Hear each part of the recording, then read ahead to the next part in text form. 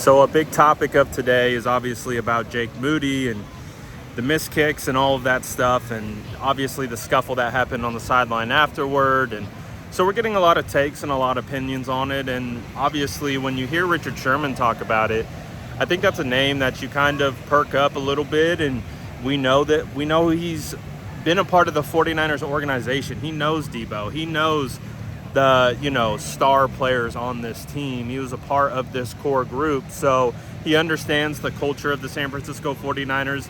He gets what they're trying to accomplish. He understands the standard that the 49ers have set more than anyone probably in the media right now, other than former 49ers players. So his take on the situation between Jake Moody, Deebo Samuel, and Taybor Pepper was you can't really defend guys against accountability.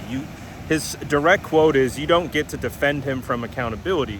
And I think what he is saying is in regards to the way Taybor Pepper reacted to Deebo Samuel, and then obviously what had happened after that, because clearly Deebo was going towards the specialist to, in what they have all said is lock in, and I'm sure it was said a specific way, but nonetheless, we've all been in those situations when, you got to do your job, and it's just like, come on, man, get your crap together. Like, we've been in those situations, and especially as a former football player myself, I'm not surprised by the interactions. It's just because it's so caught on camera and everyone gets to see it. Stuff like that happens at practice all the time. Like, if you would have seen the fight between Brandon Ayuk and Fred Warner at training camp, it would have been the most viral probably training camp fight of all time. But you're not allowed to record, so it didn't get out. But the point being is, that stuff happens all the time. It just obviously happens in the middle of a game, in a high pressure situation, and you miss the kicks, and a very public display of frustration followed afterwards. Deebo was clearly pissed off by the whole situation, and and it sounds like Taybor didn't take kindly to the fact that Deebo came over and had something to say for them. And as Taybor had mentioned, he says, being a specialist is a difficult job. We understand, what our job entails, and maybe coming over and talking to Jake Moody like that isn't the vote of confidence that he needs. And there's two sides to that, because Jake ended up making the kick after that whole situation went down. So again, obviously a lot of different takes on it, but I did feel like Richard Sherman's thoughts on it were pretty interesting. I would definitely go check that out on his podcast or his YouTube channel, the Richard Sherman podcast. But he seems to be more in the defense of, that's your job. It's your job to make kicks. This is all high pressure situation, and this is a production business. You don't do your job in the NFL, people are going to let you know, and that's always what it's been. You hear it from fans, you hear it from coaches, you hear it from teammates. These guys all want to win.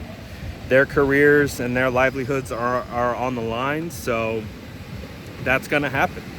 So am I, I don't know. I think it's going to be a situation where they're going to be able to sweep it under the rug, and they're going to be able to move on from this, and it's not going to be a big deal.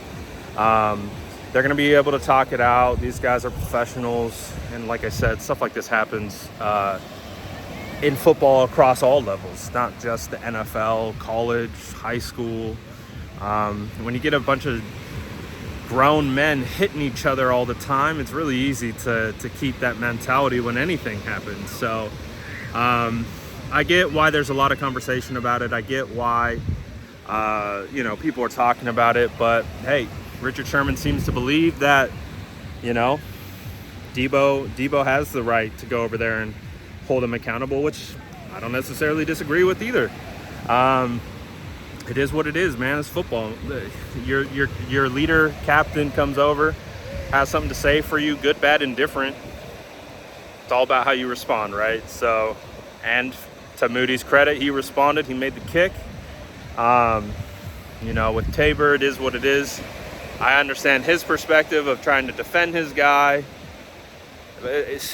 everyone's got something on it. Obviously, moving forward, you just want to keep that stuff out of the public light, because obviously if they lost that game, that would have been the main talking point. That if they lost that game, that would have been the oh, look, this is exactly how the 49ers are imploding. Their season is over. So that's how thin the margins are, man. It's just crazy how the league is. It's crazy how hyperbolic every reaction is after every game. It feels like every game is its own individual mini season, the way it's broken down and the way it's scrutinized. And, you know, there's more definitive takes than measured takes, and so it is what it is. But a lot of people have talked about like what the 49ers should do with Jake Moody, and I'm curious to see what you guys think about that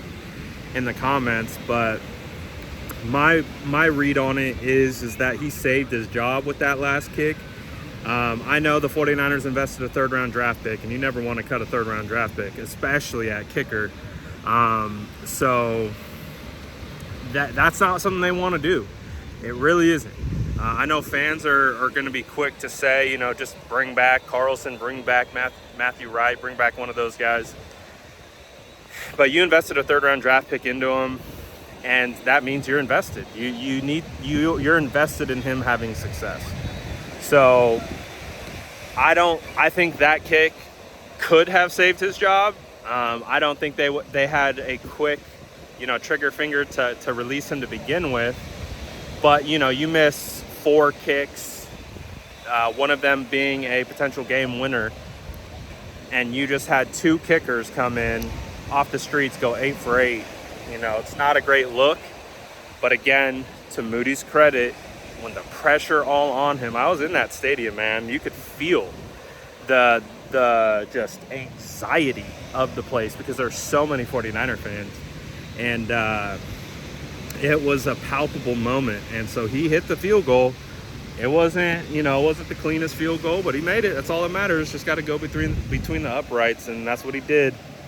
So, again, not that I think the 49ers would be quick to cut Moody. I would have to say that kick had a lot to do with sealing, like, you know, his remaining fate with the Niners, man. Like, because that's just a tough spot to be in, right? It's a production-based business. It's not that the Niners don't like Moody, I think everyone likes Moody. Like, he's a good, seems like a really chill, good guy in the locker room, and, you know, probably super, you know, just quiet, keeps to himself, just like it feels like a lot of specialists do. And I don't think anyone got any problems with him. It's just, you know, just like Sherman said, it's a production-based business.